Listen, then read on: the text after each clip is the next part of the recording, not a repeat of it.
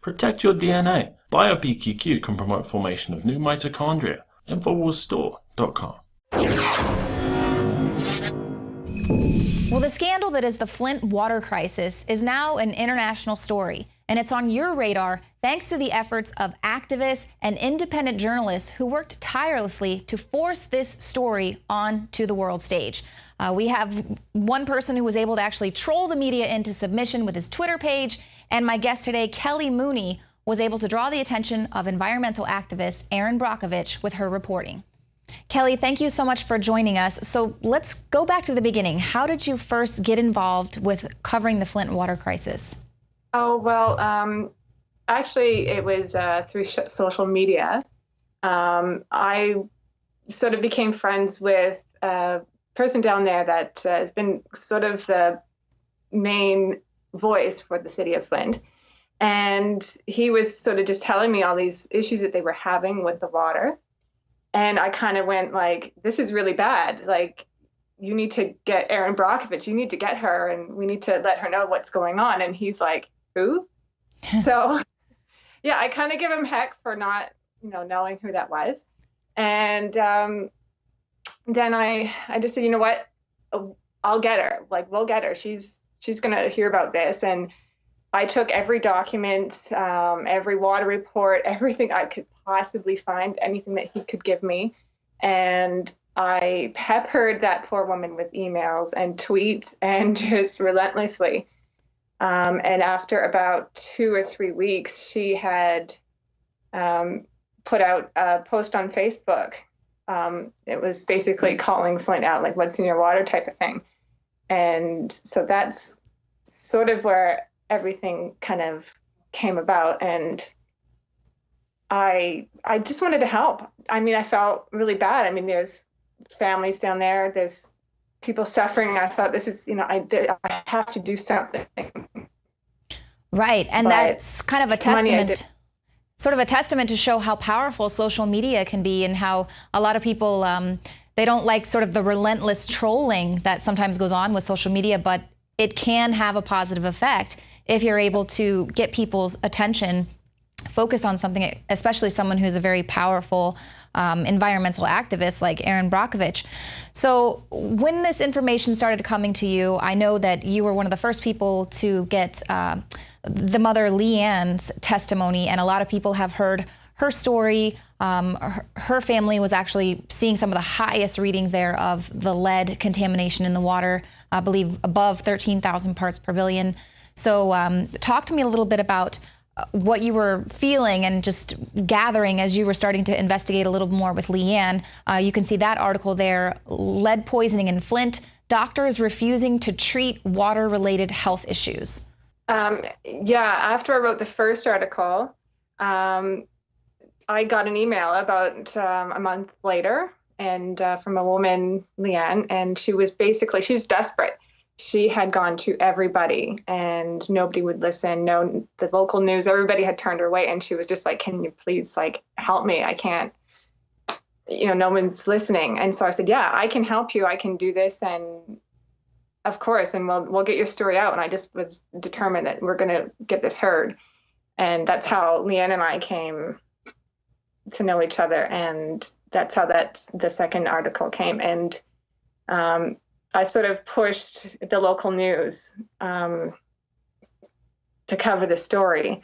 And I let people, by that time there was, Flint crisis groups on Facebook and stuff like that. And I had just said to everybody, look, he's going to talk. If you're willing to talk on camera, he's willing to interview.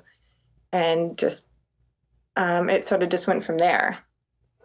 Were you surprised at how difficult it was to get people to cover this story? And talk briefly about your experience for anyone out there who's maybe afraid to speak out, or once they get a little bit of pushback, then they give up. Whereas, you guys for more than a year were just trying to get people to pay attention to this story. So talk to me a little bit about that.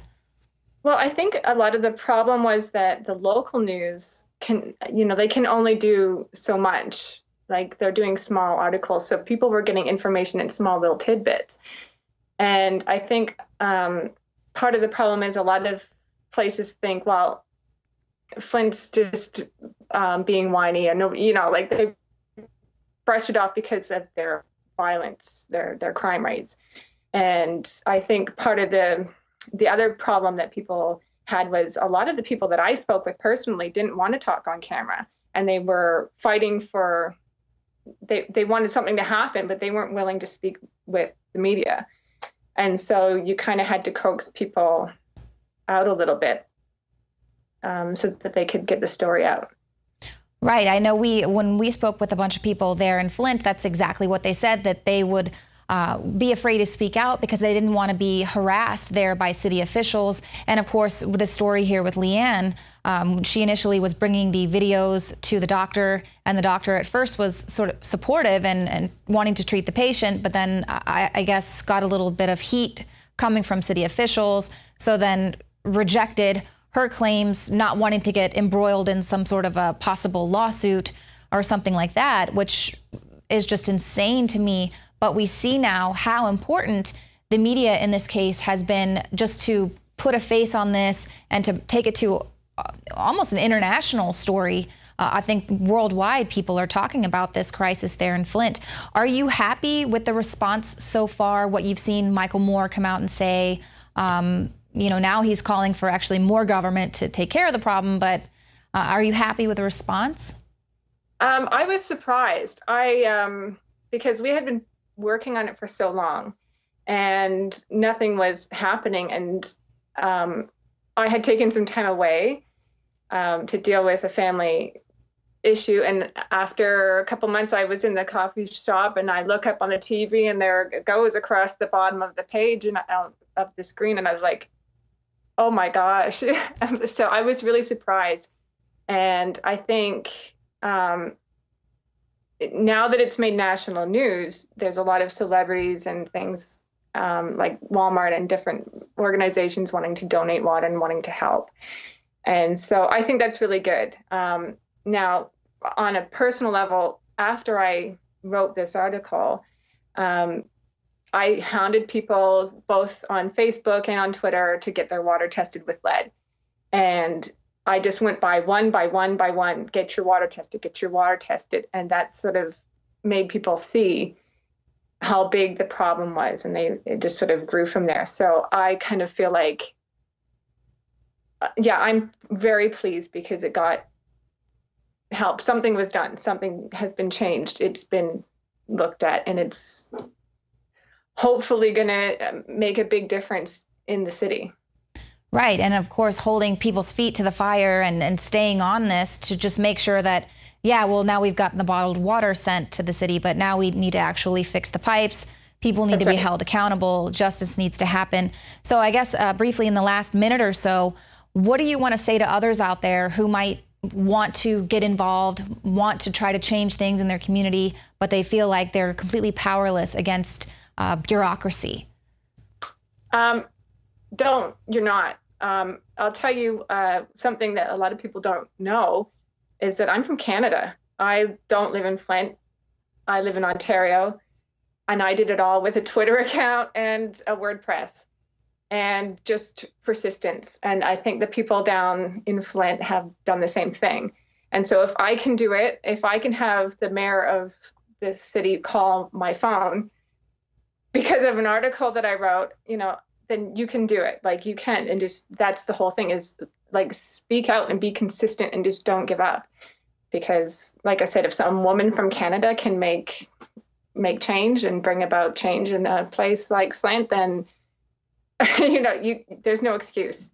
Just don't give up. Absolutely. Well, Kelly Mooney, thank you so much for all your work. I suppose the name of your blog is Coventina Speaks, which I looked it up. That's the goddess of wells and springs. So is this going to be kind of your niche here? Are you going to stick with this, or? Yeah, because after I put out that first article, I had a lot of people contact me from all over the world. Ireland, of course, there's a lot of problems with our water in Canada. And in the States, it's a national problem down in the States. It's a national problem in Canada. And so I think that's sort of the direction people have been wanting me to go with it, I guess. Yeah, well, it's so important, and it definitely affects us all. And truly, I believe that what we're seeing there in Flint is just the beginning. it is a nationwide, if not worldwide, issue to make sure that we are staying on top of what exactly is in our water. Kelly, thank you so much for all of your work, and please stay tuned if you have any new news that you'd like to break here on the show. We'll be speaking with you soon. Thank you very much.